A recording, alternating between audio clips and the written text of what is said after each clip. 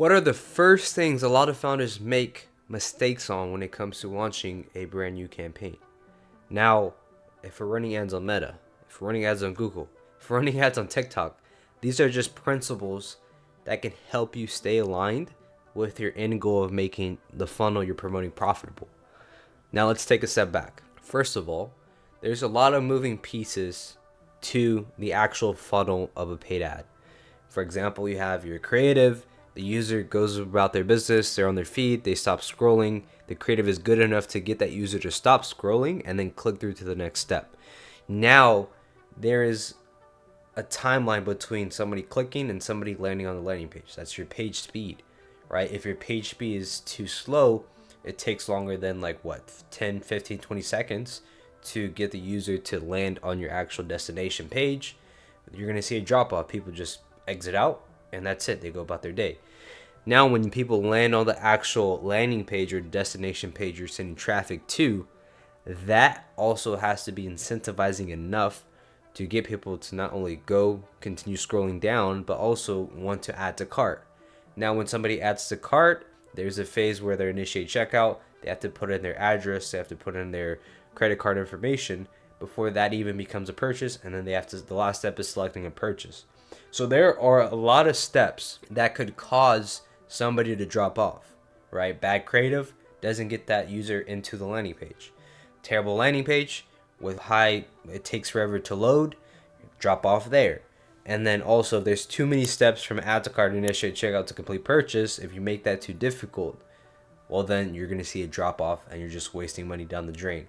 So I say this to say, the reason why founders make mistakes after running ads is ultimately just waiting too long before they analyze the whole entire process. So what do I mean by that? Well, realistically, ads should run anywhere from 3, 4, 5 to even 7 days. Really depends on ad spend. Because when it comes to media buying, you either pay with time or you pay with money. For example, you can have a campaign set up at $75 to $100 a day, but realistically, it will take you 7 days before you have enough information to make a decision. Whereas if you bumped up budget to $100 to $150 a day, you can make a decision on whether this is a winner or a loser within 5 days, 5 to 6 days.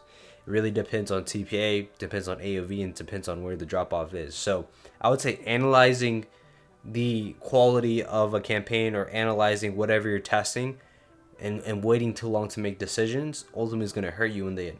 Of course, you want to gather enough time and let the creative or whatever you're testing run for a decent amount of time, but also we're not trying to waste money here. We're trying to be efficient with our capital. So typically you can tell within 3 to 4 days of if this is going to have potential or not. And then you could either cut that off, test something new, and then revisit that same previous test at a later date, or you can just scrap it altogether. So that's kind of the first step. Now, the second phase or the second mistake I see a lot of founders make is ultimately not of analyzing everything from a funnel perspective. Now, I covered this in the past in recent Google Docs of how do you set up your Facebook metrics campaign, how do you set up your Google metrics campaign to analyze where the drop-off is. Now, we want to set up our soft metrics to mimic what is seen from the user experience, right? So for example, with myself, with delivery amount spent, frequency, and this is going off the top of my head, this might not be fully correct, but click-through rate like CPC, outbound click-through rate, and then from there, then we go into the actual funnel steps, which is add to cart, initiate checkout, like what's the cost per add to cart, what's the cost per initiate checkout, then we have purchase, then what's cost per purchase, what's the total value, what's the AOV, so on and so forth. So we go step by step by step. So then when it comes to, we hop in the ad account, we analyze this on the past 7-day window, we can see ultimately where the drop off is. We can pinpoint whether it's a creative issue, post-click issue, offer issue, or even a product issue.